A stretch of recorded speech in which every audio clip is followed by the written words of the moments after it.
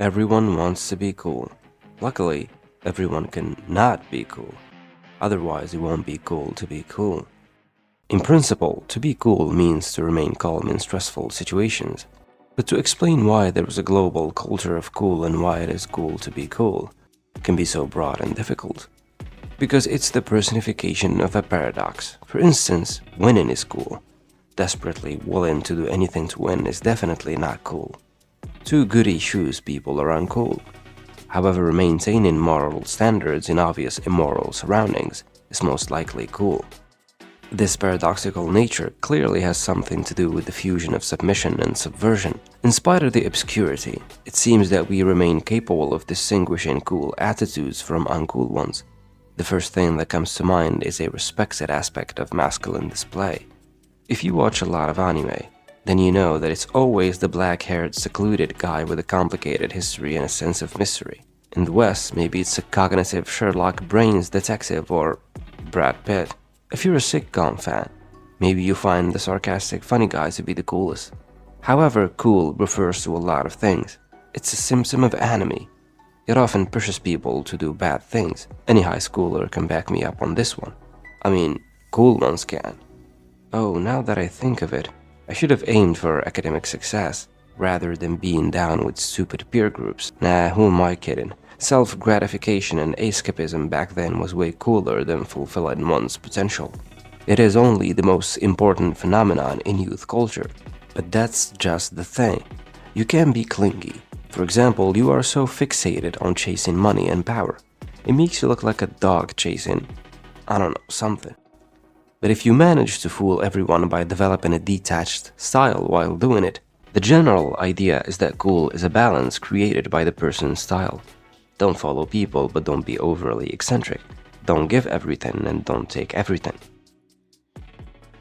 Become the kind of person that embodies their own style and owns it.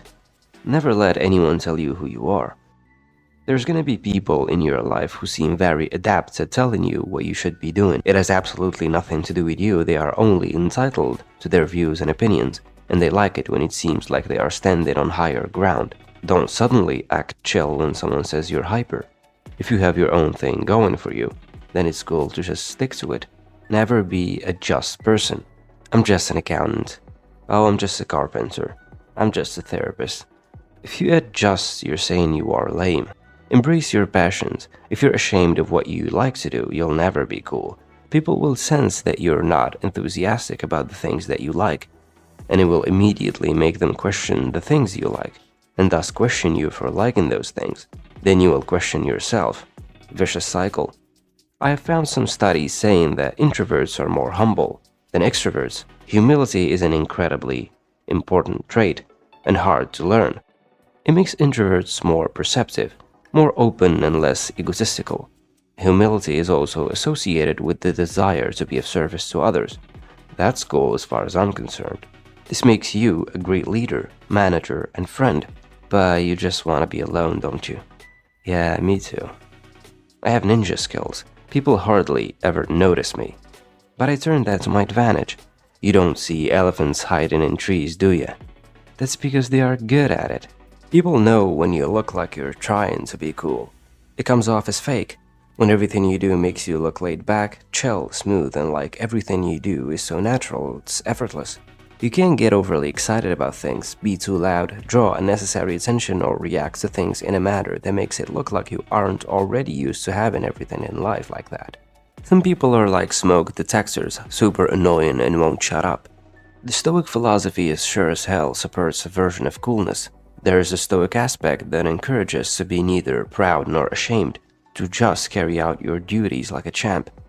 You will nurture a cool attitude if you follow Sir Epictetus on a strict difference between those things in your control and those that are not, to disregard things we cannot influence as unimportant and instead focus on things we must improve. Stoics have been criticized for being deterministic and fatalistic. I mean, to not take credit for something amazing you did might seem too much for others, but let me ask you a question. Do you think they care? Because as cool as Stoics are, they continually decide what is up to them and what is not. Cool could be definitely someone who takes risks, someone who helps others regularly, someone who plays an electric guitar, someone who is a master of Machiavellian psychological indoctrination techniques. Some people think it's cool to smoke. I advise against it, but I guess the cool thing is that you don't have to save money after you retire. There's a general path we all must take to be cool, but also a particular path. And also, I never thought I would say the word cool so much. Remember, the coolest behavior is to keep a straight face when you lose.